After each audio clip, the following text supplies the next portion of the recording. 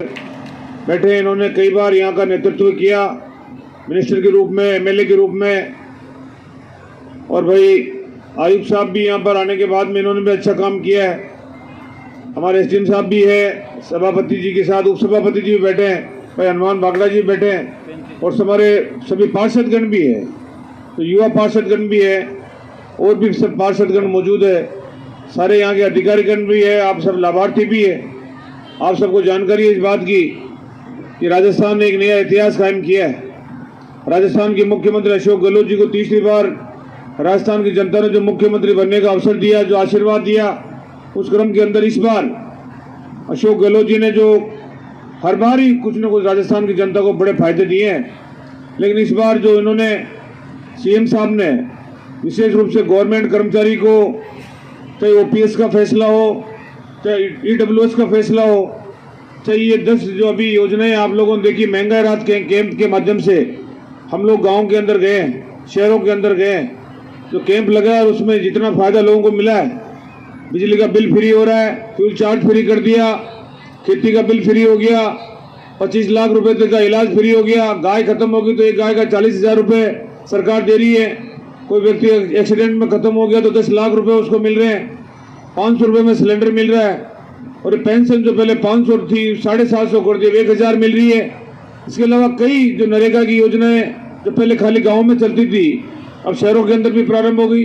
100 दिन थे, उसके 125 दिन हो गए, और अन्नपूर्णा फूड पैकेट भी वितरित कर दिए गए हैं।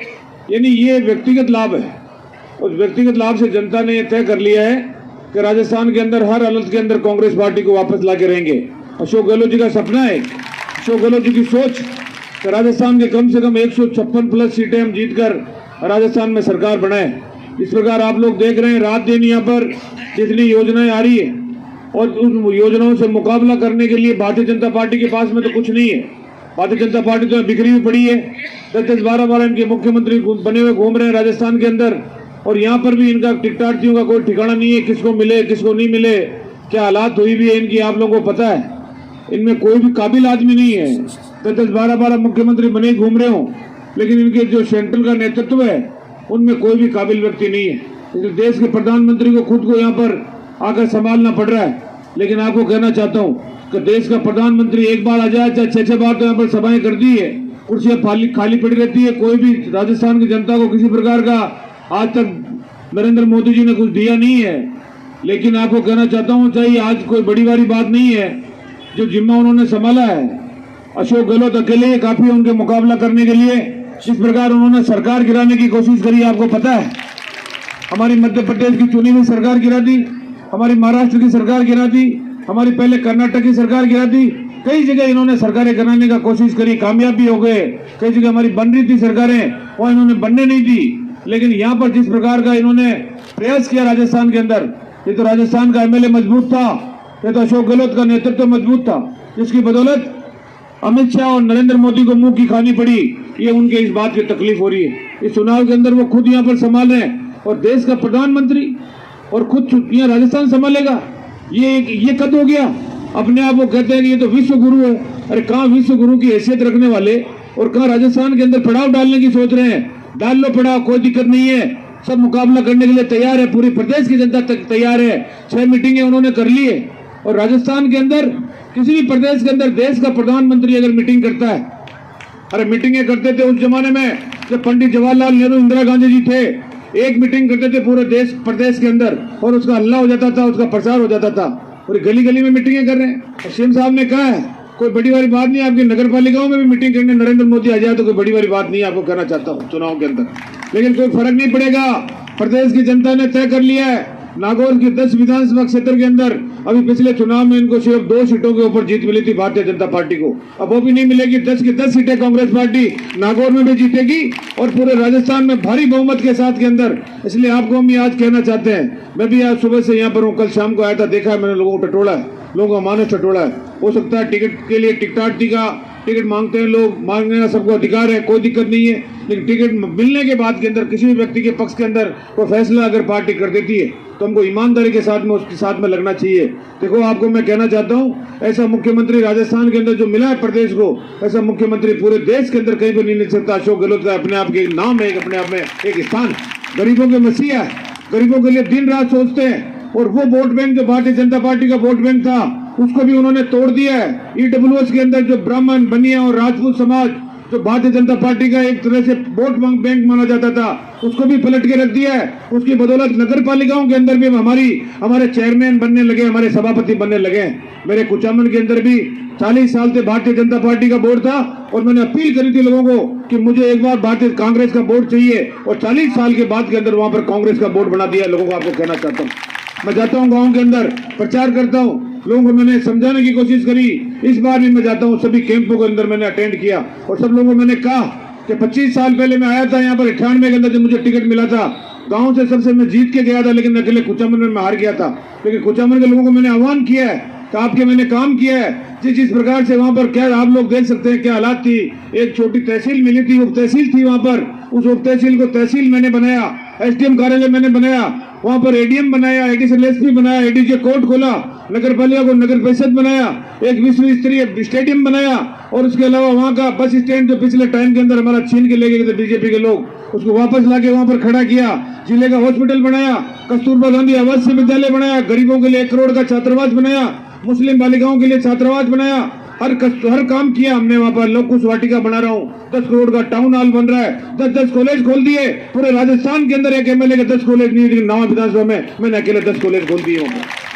नावा में कॉलेज खोल दिया, कुचावन में कॉलेज खोल दिया, लुणवा में कॉलेज खोल दिया, लड़कियों का अलग कॉलेज खोल दिया, पॉलिटेक्निकल कॉलेज खोल दिया, वेटरनरी कॉलेज खोल दिया, आईटीआई खोल दी, लॉ कॉलेज खोल दिया, नर्सिंग कॉलेज खोल दिया, जितने कॉलेज हो सकते हैं उन्होंने सारे कॉलेज खोल दिए। एक इतिहास कायम कर दिया। पानी की 2 स्कीमें ला दी, इंदिरा गांधी नहर ला दिया, बिशनपुर बांध का पानी ला दिया, घर घर नल योजना चल रही है, जितना काम हो सकता है, सड़कें बन रही है, बिजली के ट्रांसफार्मर लग रहे हैं, इंग्लिश स्कूलें खोल दी, दुनिया भर की स्कूलें बंद थी बीजेपी के राज में, उनको वापस खुलवा दी, 5वीं से 8वीं कर दी, 8वीं से 12वीं कर दी, इंग्लिश माध्यम कर दी, हर प्रकार से काम हमने कोशिश किया है। तो मैंने शहर के लोगों को कहा कि गांव के लोग जब इस प्रकार कर रहे हैं तो शहर के लोगों में बड़ा पलटाव आया आपकी बार, और उन्होंने ये तय कर लिया है, उन्होंने कह दिया महेंद्र चौधरी पिछली बार चाहे आप हम लोग यहाँ पर भूल गए थे, हम पहचान नहीं पाए थे, लेकिन अब की बार विकास के नाम पर वोट देंगे।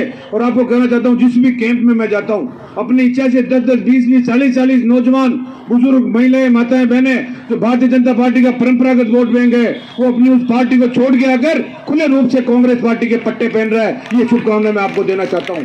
वो लहर चलेगी जो नावा से चल रही है, चलती हुई नागौर तक पहुंचेगी। एक माहौल खड़ा होगा, हम करेंगे आगे सब जगह, पूरी जगह, ताकि ये नागौर जिला 10 की 10 विधानसभा सीट कांग्रेस पार्टी जीते और राजस्थान के अंदर भारी बहुमत के साथ के अंदर सरकार हमारी बने। इसलिए मैं आपको शुभकामनाएं देना चाहता हूं।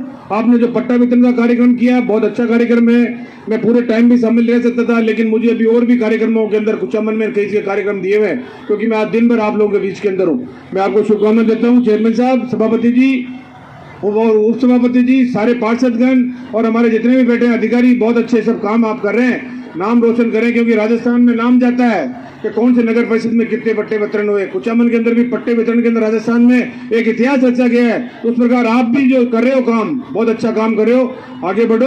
हमारे जिले का नाम होता है तो हमें बड़ी प्रसन्नता होती है, हमें भी अच्छा लगता है कि जब हम कहीं जाते हैं, कहते हैं कहाँ के हो, नागौर जिले के हैं, तो हमें इस बात की बड़ी प्रसन्नता होती है।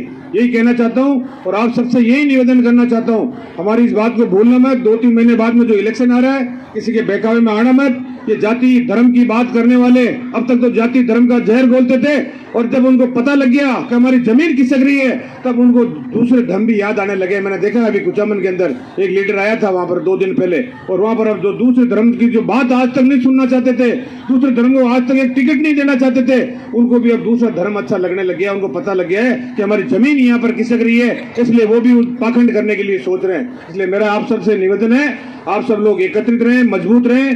नागौर, खींवसर, ये जो विधानसभा है आपकी, जो यहाँ पर कांग्रेस जीत नहीं पाई है, उसका तकलीफ होती है जब राजस्थान की चर्चा होती है राजनीति के अंदर, वहां पर बार बार यहाँ पर सीटें हार जाती है, उस बात की बार बार चर्चा होती है। इसलिए आपको कहना चाहता हूँ, मजबूती के साथ के अंदर दावेदारी करने का सबको अधिकार है। पर्यवेक्षक आते हैं, दावेदारी रखें, कोई दिक्कत नहीं है, शांतिपूर्वक अपनी बात को रखें, लेकिन पार्टी जिसके हक में फैसला कर देती है, ईमानदारी के साथ में हमने लग के उसको कामयाब करना है। ये अपील भी आपको इस प्रोग्राम के माध्यम से साथ साथ में करना चाहूंगा।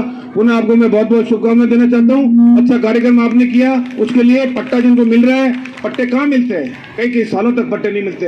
अब आपका पट्टा मिल जाएगा, आराम से पट्टे को मंडका के रखोगे, आप आराम से कोई काम ले सकोगे, आपको भी तसल्ली होगी, कोई भी आपके मकान के हाथ हाथ लगाने वाला नहीं आएगा और टच करने वाला नहीं आएगा, आपको उजाड़ने वाला नहीं आएगा। आपका पुख्ता पट्टा हो गया है। ये कांग्रेस की सरकार की सोच गरीबों की मसीहा है। गरीब को गणेश मान के काम करते हैं, 36 को उनको साथ लेके चलते हैं। बस यही हमारी पहचान है। पुनः एक बार आपका सबका बहुत बहुत धन्यवाद। आपने हमें भी बुलाकर जो मान सम्मान दिया उसके मैं धन्यवाद देना चाहता हूं और नगर परिषद को अपनी ओर से शुभकामनाएं देना चाहता हूं। बहुत बहुत धन्यवाद। जय हिंद, शुक्रिया।